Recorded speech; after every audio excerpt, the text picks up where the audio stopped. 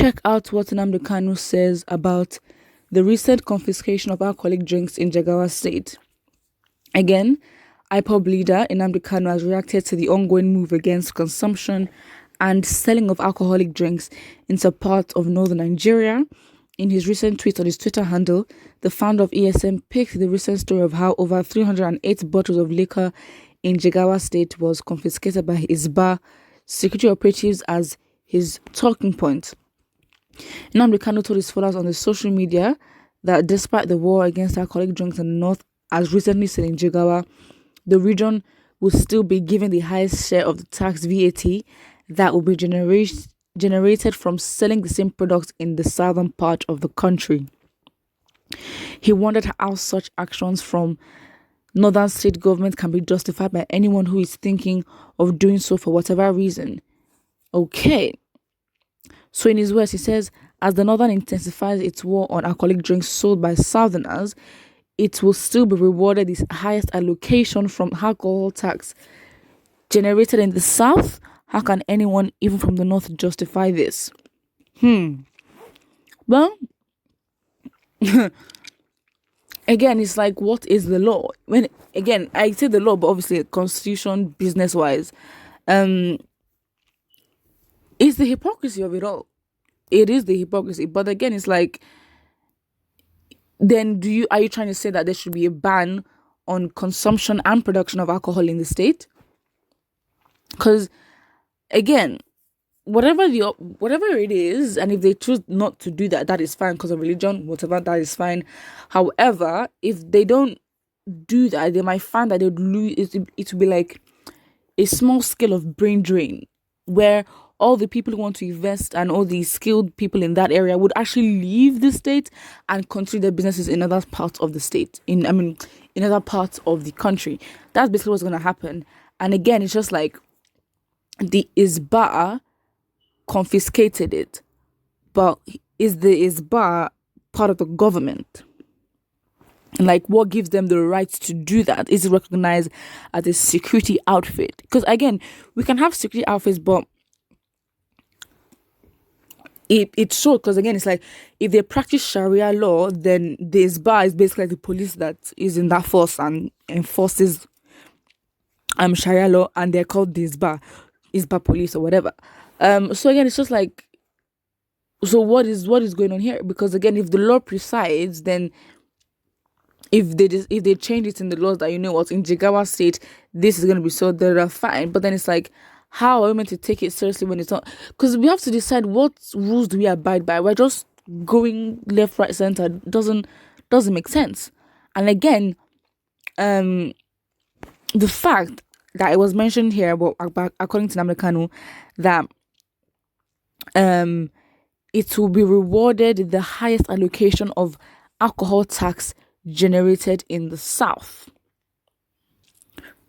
That is very true. You can't ban consumption and yet you want to get the benefits of consumption in other parts of the country. Because again, the way I think this now makes sense, because the tax revenue from what the state produces goes back to the state. So again, as much as they want to stop consumption, they must have to stop production. However, even if they do produce from another state, I think you pay tax. So, for example, if they decide to produce alcohol in Lagos State, then they would pay taxes to Lagos State. Does that mean they have to pay taxes to Lagos State and Jigawa State as well? It's all complicated, but then again, it's like, do we have a proper tax system in the country even? Doesn't make sense. But yeah, it is what it is. I mean, everything's very confusing. We don't even know what laws are there. So that's what the comments are here.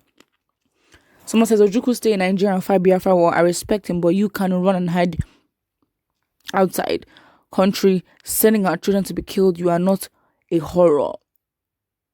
Okay, this does not relate, but no disrespect for Ojukwu or whatever, but at that time,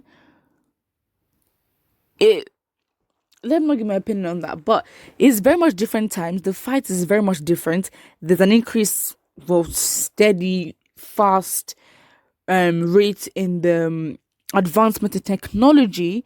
So again, it's not it's really a thing of the mind, to be honest. Someone says this is the case of adult that doesn't eat rat but uses teeth to share rat among children. Okay. Someone says, so now alcoholic is bad, but they are okay with hard drugs they are taking. Get why? All right. Someone says you can see how the media and northerners are keeping quiet on issues. Any day the South will seize the VAT funds, the northerners will start to bomb Nigeria with words.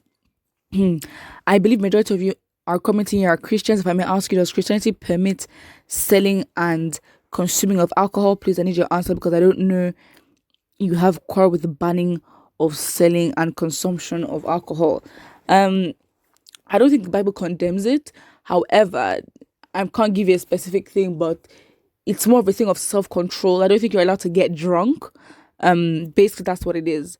So someone actually replies and says, well, Christianity doesn't condemn it, but actually getting drunk is a sin. But some denominations of churches do not take it at all. But our country is a multi-religious society, so put together, so alcoholic drink is not free. It is only people who like it that will use their money to buy it, just like every other goods apart from religion. People don't take alcohol because they don't like it. True. Someone says Islamic madness in the highest level. It's not necessarily that. It's a disorganization. Again, it's like, what do we choose to practice? And again, it really does show that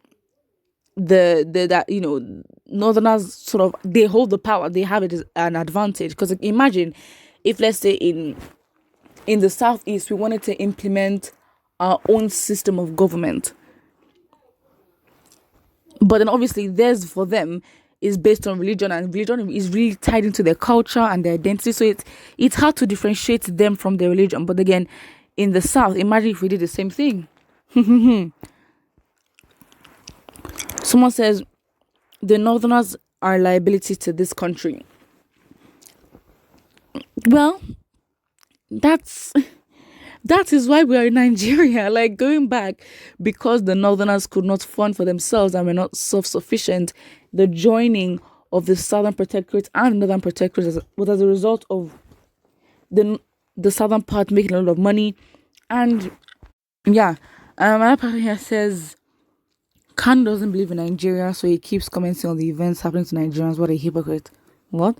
But again, going back to that, basically, the joining of the north and south of Nigeria is because the south was so industrious, making a lot of money that, funds could be transferred to the north, and basically, the north can also be living well. Basically, that's it. That is why Nigeria is where it is today, because of funds, because the south was taking care of the north financially, and that set the foundation and the precedent to how we are living right now. The main question we need to ask is, on what grounds and what basis did we get our independence from the British? Because I really think that is instrumental in finding out if we can actually have this referendum or not. Put what you think in the comment section below, and don't forget to like and subscribe.